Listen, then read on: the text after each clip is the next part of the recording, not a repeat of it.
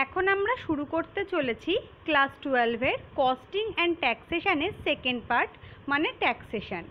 আজকে আমরা এখানে পড়ব ইনকাম ফ্রম আদার সোর্সেসের সেকেন্ড পার্ট। ফার্স্ট পার্টে আমরা দেখেছিলাম basis of charge, income chargeable under the head income from other sources, tax treatment for winning from lottery, crossword puzzle, card games, horse race etcetera এবং comparative analysis between winning from horse race and owning and maintaining of race horses. আজকে আমরা শুরু করতে চলেছি একটা ভীষণ important topic, যা হলো ইন্টারেস্ট অন সিকিউরিটিজ। আমরা প্রথমে জানব তার ট্যাক্সেবিলিটি কী। According to section 56(2) ID of Income Tax Act 1961, income by way of interest on securities shall be chargeable to income tax under the head income from other sources. If the income is not chargeable to income tax under the head profits and gains from business or profession, এখানে বলা হয়েছে যে income যদি করা হয়ে থাকে সিকিউরিটির interest থেকে, তাহলে সেটা ইনকাম ফ্রম আদার সোর্সেস এই হেডে গিয়ে ট্যাক্সেবল হয়। কিন্তু এখানে একটা বেসিক ডিফারেন্স বুঝতে হবে। যদি অ্যাসেসি সুদের কারবারি হয়ে থাকেন তাহলে কিন্তু সেটা তার profits and gains from business আর প্রফেশন এই হেডে যাবে। কিন্তু যদি অ্যাসেসি কোনো কোম্পানির সিকিউরিটি কেনেন এবং তার থেকে কোনো ইন্টারেস্ট আর্ন করেন, তখন সেটা ইনকাম ফ্রম আদার সোর্সেস এই হেডে যাবে। এবার আমরা দেখে নেব ইন্টারেস্ট অন সিকিউরিটিজ বলতে আমরা কি বুঝি। According to Section 228B of Income Tax Act 1961, interest on securities means interest on any security issued by central government or state government. Section 228B বলছে ইন্টারেস্ট অন সিকিউরিটি বলতে আমরা সেই সমস্ত সিকিউরিটির ইন্টারেস্টকে বুঝে থাকি যেগুলো সাধারণভাবে সেন্ট্রাল গভর্নমেন্ট বা স্টেট গভর্নমেন্ট ইস্যু করে থাকে।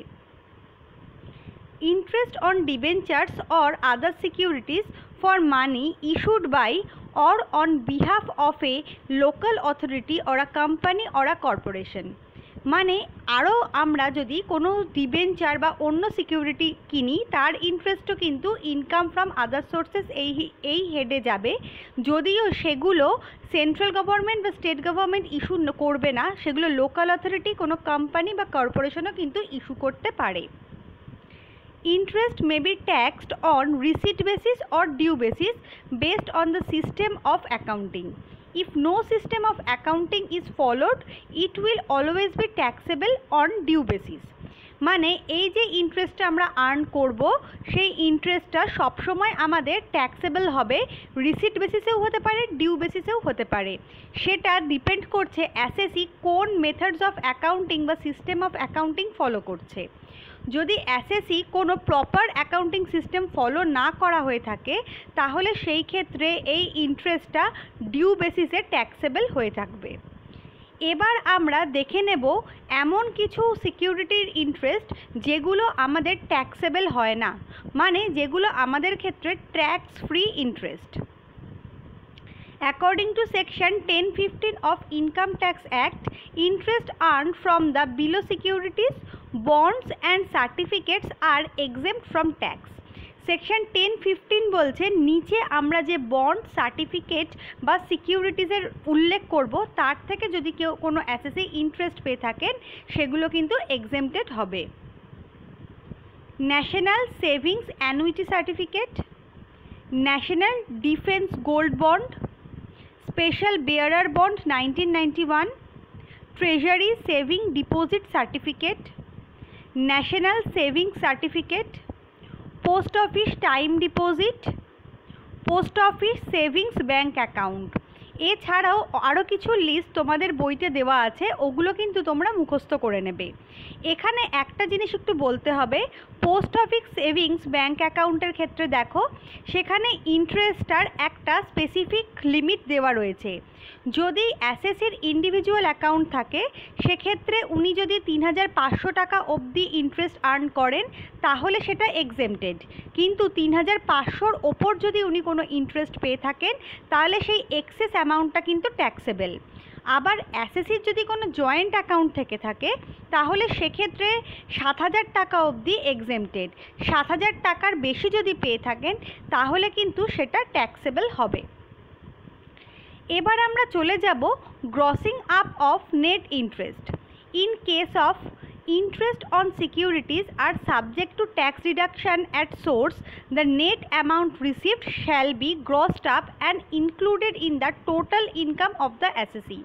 সাধারণভাবে কি হয়, কোনো সিকিউরিটিজের ইন্টারেস্ট যখন দেওয়া হয়ে থাকে তখন তার থেকে টিডিএস বাদ দিয়ে দেওয়া হয়, তার মানে আমরা নেট অ্যামাউন্টটা রিসিভ করি। কিন্তু একটু মনে করে দেখো, ইন্টারেস্ট অন সিকিউরিটিসটা যখন ইনকাম ফ্রম আদার সোর্সেস এই হেডে আসবে তখন তার সাথে বাকি যে ইনকামগুলো আসবে সেগুলোর কিন্তু আমরা ট্যাক্স ডিডাক্ট করি না, সেগুলোর গ্রস অ্যামাউন্টটাকে আমরা ক্যালকুলেট করি, তার ওপর আমরা ট্যাক্স চার্জ করি। তাই এক্ষেত্রে যদি আমাদের নেট অ্যামাউন্ট রিসিভ বলে দেওয়া হয়ে থাকে তাহলে সেক্ষেত্রে তাকে গ্রস অ্যামাউন্টে নিয়ে যেতে হবে। কি করে গ্রস অ্যামাউন্টে নেবে? যে টিডিএসটা বাদ দেওয়া হয়েছে বা ট্যাক্সটা কাটা হয়েছে সেটাকে অ্যাড আপ করে দিতে হবে। তাহলে এবার আমরা দেখে নিই ফর্মুলাটা। Net income will be grossed up as follows. Gross interest equal to net interest after TDS divided by 1 minus rate of TDS. মানে আমরা টিডিএস বাদ দেওয়ার পরে যে নেট ইন্টারেস্টটা পাবো তাকে ডিভাইড করতে হবে 1 মাইনাস যে রেটে টিডিএসটা অ্যাপ্লাই হবে সেই রেট দিয়ে। এবারে আমরা একটা এক্সাম্পল নিয়ে একটু আলোচনা করি। Ascertain total taxable income received rupees 15,000 as interest on bank deposit। আমরা জানি ব্যাংক ডিপোজিটের ওপর যে ইন্টারেস্ট হয় সেটা পুরোটাই ট্যাক্সেবল হয়, তাই এক্ষেত্রে 15,000 টাকা কিন্তু ট্যাক্সেবল হয়েছে। Next question, receive 10,000 as interest on national savings certificate.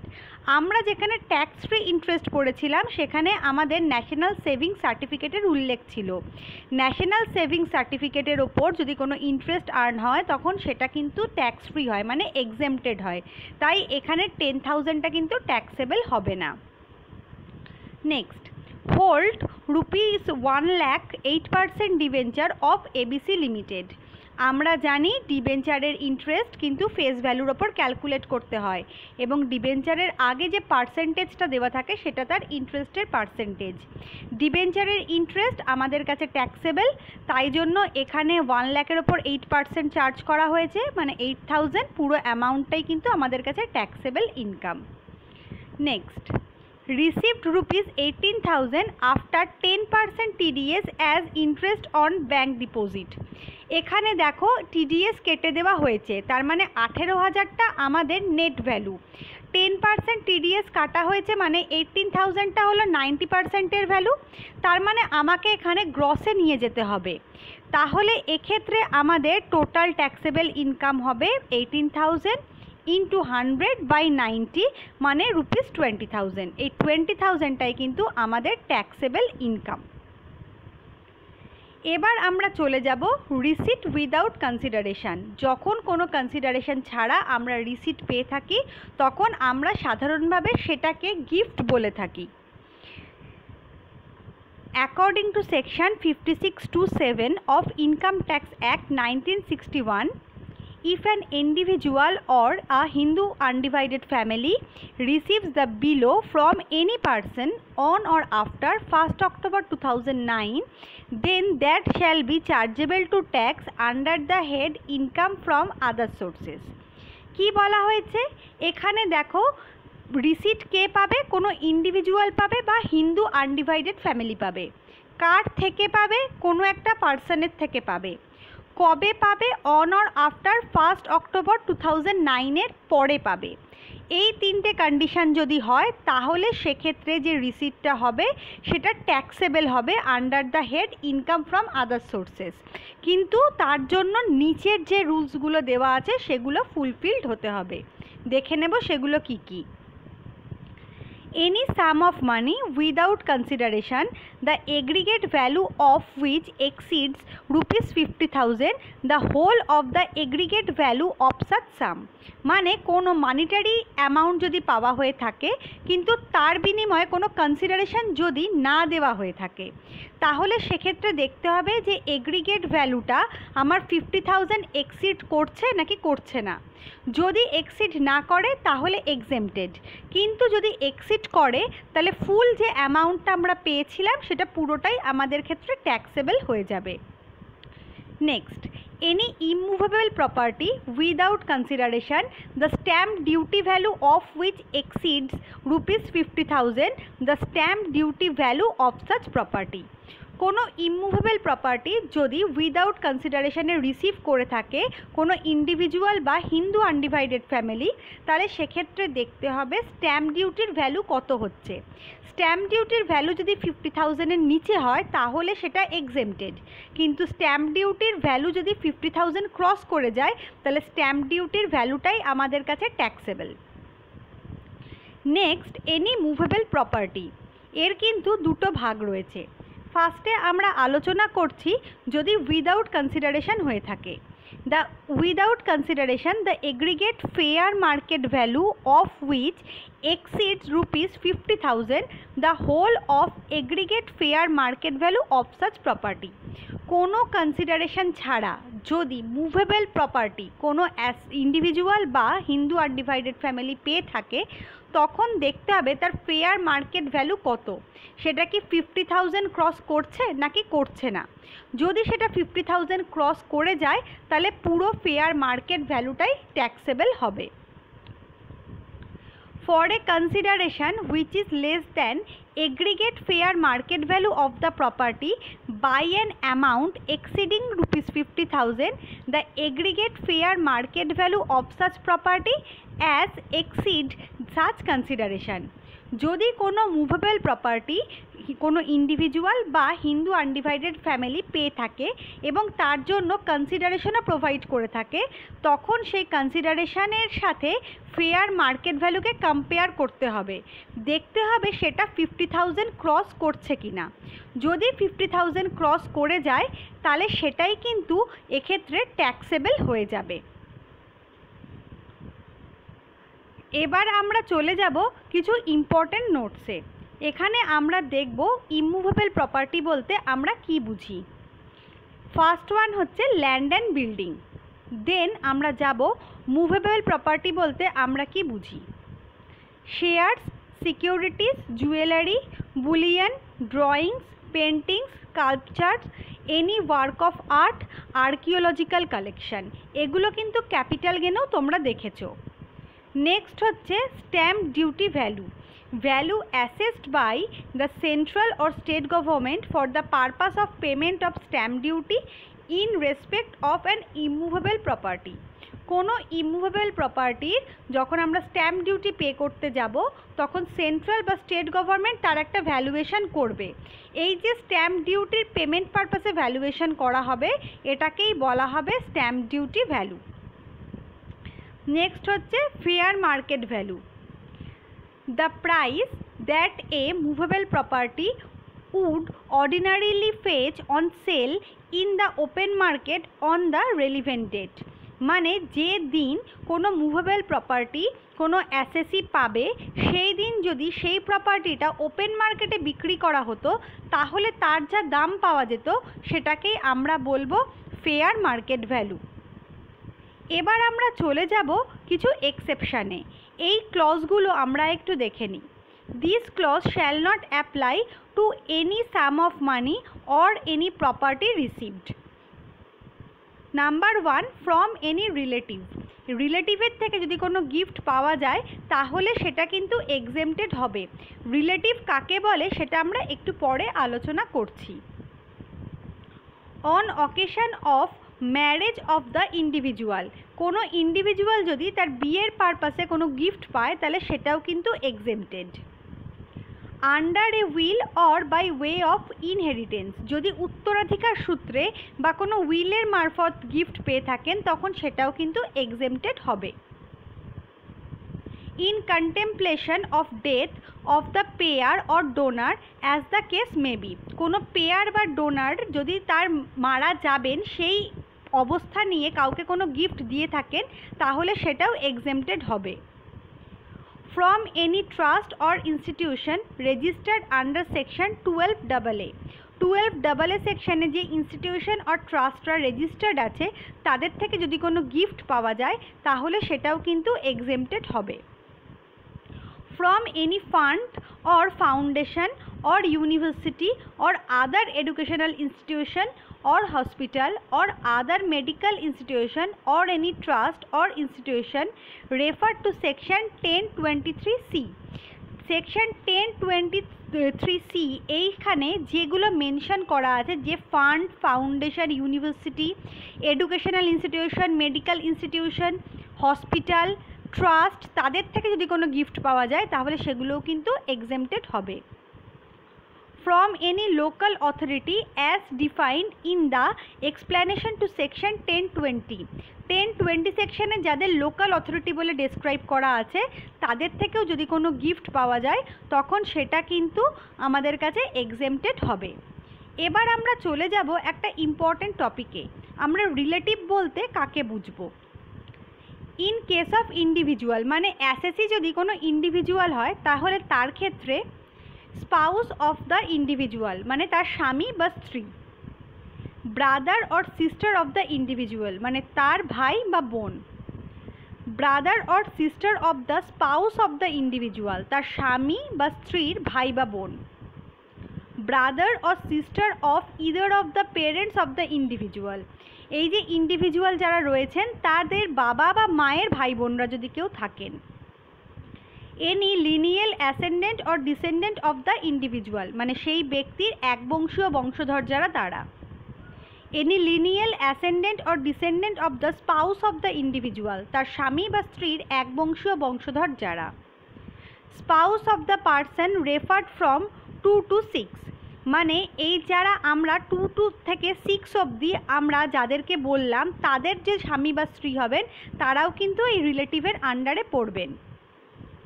এবার হচ্ছে in case of HUF Hindu undivided ফ্যামিলির ক্ষেত্রে তার যে কোনো মেম্বারকেই আমরা রিলেটিভ হিসেবে ধরব, এনি মেম্বার দেয়ার অফ। এতক্ষণ আমরা পড়লাম যে সেই সমস্ত রিসিটগুলো যেগুলো কোনো ইন্ডিভিজুয়াল বা HUF পাবে। এবার আমরা দেখব যদি কোনো শেয়ার কোনো ফার্ম পেয়ে থাকে তার ট্যাক্সেবিলিটি কী হবে।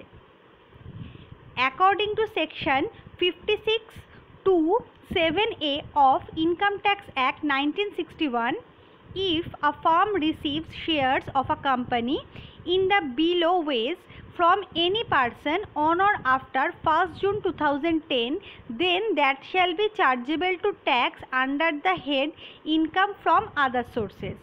মানে কোনো ফার্ম যদি কোনো কোম্পানি শেয়ার পেয়ে থাকে নিম্নলিখিত উপায় যে আমরা পরে আলোচনা করছি, কার থেকে পাবে? কোনো পার্সনের থেকে পাবে। কবে পাবে? On or after 1st June 2010 পাবে, তাহলে সেটা কিন্তু ট্যাক্সেবল হবে under the head income from other sources. এবার আমরা কীভাবে পেতে পারে সেগুলো দেখব। Without consideration aggregate fair market value of which exceeds ₹50,000 the whole of aggregate fair market value of such property। এখানে কি বলেছে, যদি শেয়ারসগুলো উইদাউট কনসিডারেশনে পাওয়া হয়ে থাকে এবং তার ফেয়ার মার্কেট ভ্যালু যদি 50,000কে ক্রস করে গিয়ে থাকে তাহলে সেক্ষেত্রে পুরো মার্কেট ভ্যালুটাই আমাদের কাছে ট্যাক্সেবল হয়ে যাবে। For a consideration which is less than aggregate fair market value of the property by an amount exceeding ₹50,000, the aggregate fair market value of such property as exceeds such consideration। মানে যদি কোনো মূল্যের বিনিময়ে শেয়ারগুলো পাওয়া হয়ে গিয়ে থাকে তখন তার সাথে ফেয়ার মার্কেট ভ্যালুর কম্পেয়ার করতে হবে। যদি ওই ডিফারেন্সটা 50,000-এর বেশি হয়ে যায় তাহলে সেটা আমরা ট্যাক্সেবল করব। একটা উদাহরণ দিয়ে বুঝি। মনে করি আমরা 70,000 প্রোভাইড করেছি শেয়ারসগুলোর জন্য এবং শেয়ারসগুলোর মার্কেট ভ্যালু হচ্ছে 1,70,000। তাহলে এক্ষেত্রে আমাদেরকে 1,70,000 70,000 থেকে 70,000 মাইনাস করতে হবে। আমরা পাবো 1 লাখ, সেটা মোর দ্যান 50,000, তাহলে এই 1 লাখটাই কিন্তু আমাদের ট্যাক্সেবল হয়ে যাবে। এবার আমরা চলে যাব ইলাস্ট্রেশনে। Discuss taxability of the below gifts. Marriage gift of rupees 60,000 received from grandmother on 23rd Jan 2020। আমরা জানি যে কোনো ম্যারেজ গিফটই আমাদের কাছে এক্সেমটেড, সেই জন্য ম্যারেজ গিফটকে আমরা কিন্তু ট্যাক্সেবল ধরব না। Gift of rupees 80,000 received from the elder brother of grandfather on 25th December 2019। এখানে দেখো গিফটটা ম্যারেজ গিফট নয়, তাই আমাকে দেখতে হবে এখানে যে আমার দিচ্ছে সে কি আমার relative. Elder brother of grandfather কিন্তু আমাদের রিলেটিভ নয়, তাই এক্ষেত্রে পুরো অ্যামাউন্টটাই আমাদের কাছে ট্যাক্সেবল হয়ে যাবে এবং এটা রিসিভও করা হয়েছে 1 October 2009 পরে, তাই জন্য এখানে যে 80,000 থাকবে এটা কিন্তু আমাদের ফুললি ট্যাক্সেবল হবে। Next, cash of rupees 70,000 received from friend on 15th August 2019। এখানে দেখো 1 October 2009 পরে পাওয়া গেছে এবং ফ্রেন্ডও আমার রিলেটিভ নয়, সেই জন্য 70,000 আমাদের কাছে ফুললি ট্যাক্সেবল হবে। Next, gift of rupees 1 lakh received from the elder sister on 2nd October 2019। এখানে এল্ডার সিস্টার আমাদের রিলেটিভ, আমরা জানি রিলেটিভের থেকে কোনো গিফট পেলে সেটা আমাদের ক্ষেত্রে এক্সেমটেড হয়ে যায়, তাই রুপিস 1 লাখ কিন্তু আমাদের কাছে ট্যাক্সেবল হবে না। আমাদের আজকের আলোচনা এই অবধি। এরপরের দিন আমরা বিভিন্ন ডিডাকশানস এবং ইয়ার ওয়াইজ কোশ্চেনগুলো সলভ করবার চেষ্টা করব।